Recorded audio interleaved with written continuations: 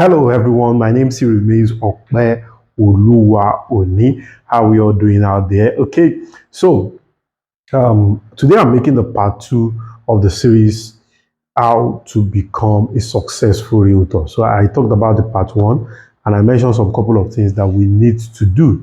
Okay, so if you're a realtor, aspiring realtor, or you've been in the real estate business, you've been selling real estate for quite some time now. Okay, so and probably you're not even making as much money that you desire. Probably somebody told you that, oh, there's money in real estate. Okay, come and join real estate, and you are not really making the money the way you thought, or you hoped, or you desire that you want to be making the money. Okay, so watch part 1, and today is just the part 2.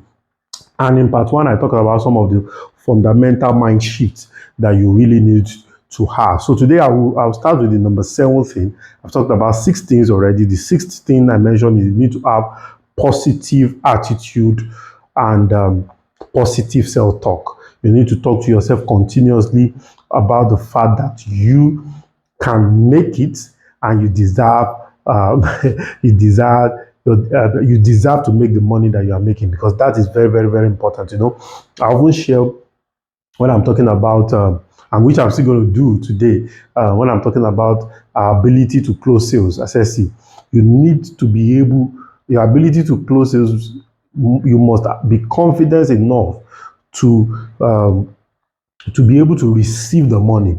You must be confident in yourself that, see, the money is better in your own pocket than in the pocket of whosoever you want to collect the money from. Okay, so that is very, very, very important. You must be able to self-talk yourself. And the reason why this self-talking is very, very important is because most of us did not grow up with the kind of confidence, the kind of motivation that we really, really need to succeed. Okay, so that's why we need to continually speak to ourselves, and when you speak to yourself, positive affirmation, positive talk to ourselves, it boosts the confidence in us. I remember Les Brown would say, Les Brown was not that educated, and he said anytime he wants to go and talk to the Fortune 500 company executive, he said he will go to the mirror and he will speak to himself. So I see, you may not have PhD, you may not have all the educations that these people out there have, but you are Les Brown. You have 7 children. He speaks all the positive things that is around him. He speaks to the mirror, talking to himself, and that is one thing that every top realtor must get right. And number 17 is positive action every day. You must have a positive activity that you do every day. I often share this, that, see, as a realtor, you must post on your status every day. Why? That is your own ability to hawk what you are selling. See, if you don't hawk what you are selling, people will not know about what you are selling. So your ability to hawk what you are selling is very, very important. We all know what it means to hawk what you are selling, right? Carrying it on your head and be putting it up and down, taking it up and down, right? For some of us that probably grew up in areas where hawkers usually pass a lot. Somebody hawking bread will pass. Somebody hawking banana will pass. Somebody hawking beans will pass. Somebody hawking pure water will pass, right? And you say, okay, here you come. You come. Even in traffic, we see some of these things. So who is seeing what you're selling? Does your social media speak about what you're selling? Does your status speak about what you're selling? Does any media platform, do people even hear about what you are selling on a regular and weekly basis? That is very, very important. Until you get to that realm, my brother, you have not even started at all. So let me round up my thoughts with what? With 5 things that you must do. These 5 things are fundamental activities that you must carry out on a daily basis if you want to become a very, very successful realtor. So before I go into those 5 things, what I want you to do right now is to like, share, and subscribe to this video. Like this video, subscribe to this channel. It will help us a great deal, okay? So what is that number 1 thing that you must do? Number 1 is that you must continually prospect. You must continually prospect. Prospecting basically means you are pumping more people into the sales funnel. So there's something called the sales funnel, right?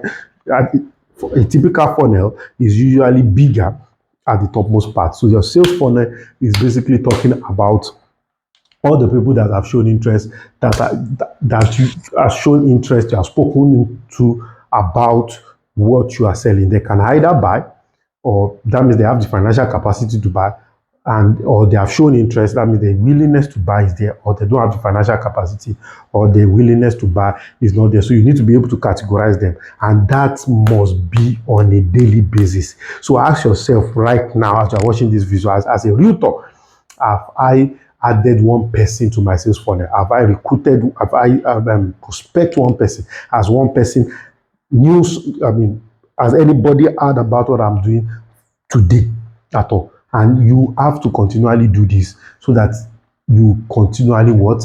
Make sales. That's number one. Number one is recruiting. Number two is what? Number one is what? Prospecting. Number two is recruiting.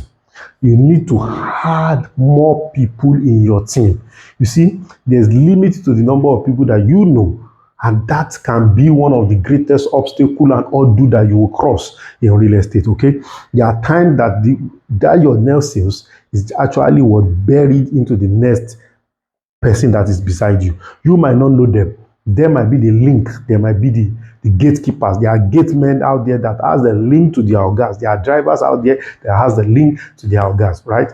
So recruit people, encourage people, tell them the opportunities that are available in real estate. And by the time you are doing that, what you are basically doing is that you're having millions and thousands of foot soldiers and hundreds of foot soldiers out there that are propagating the same thing that you are selling. So where you are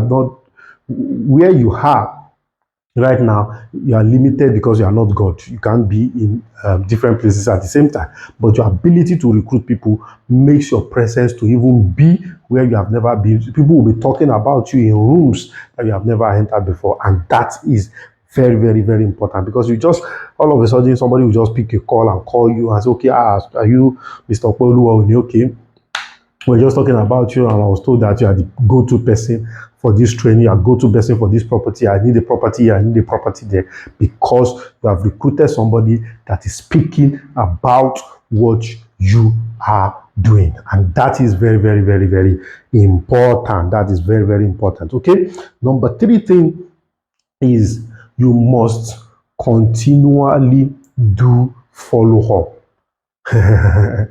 I often say this quote: the fortune is in the follow-up. If you don't follow up, you can't make sales.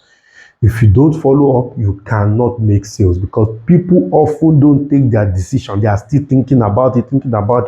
And you see, this game is a top of the mind awareness thing, right?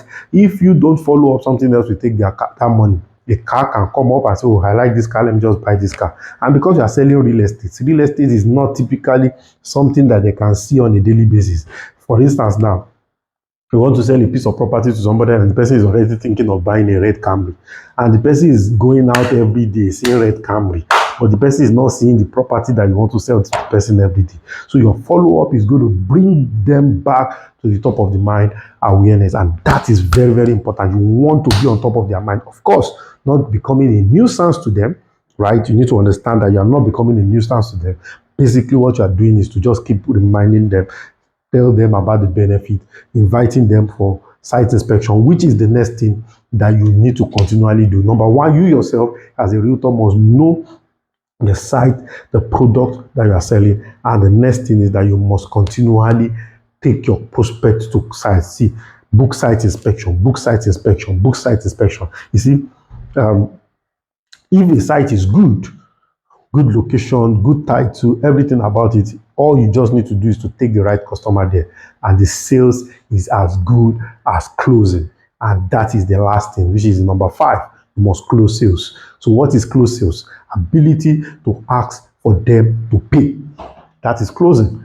Ability to ask for them to pay. And this can be one of the biggest strongholds that people are struggling with. Ability to ask somebody that, okay, see, now that you have made up your mind, can you just go ahead and make this payment?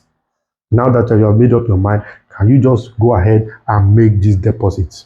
And you must have a conviction in your mind that the money is better in your own hand than in their hand. If you don't have that conviction in your mind, it is going to be almost impossible for you to close sales. Okay, so do this in this part to all these things that I've talked about.